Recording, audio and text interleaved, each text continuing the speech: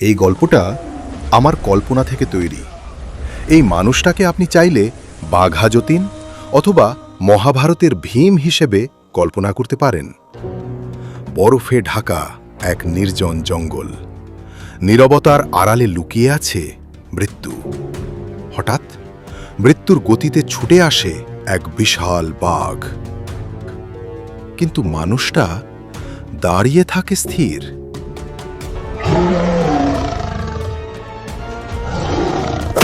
এক আঘাতে থেমে যায় সব, মনে হয় শেষ। কিন্তু না, আবার উঠে দাঁড়ায় সে।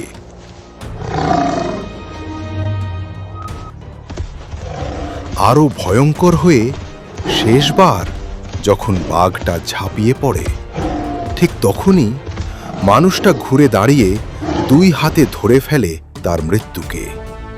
রক্ত ঝরে, তবুও থামে না সে।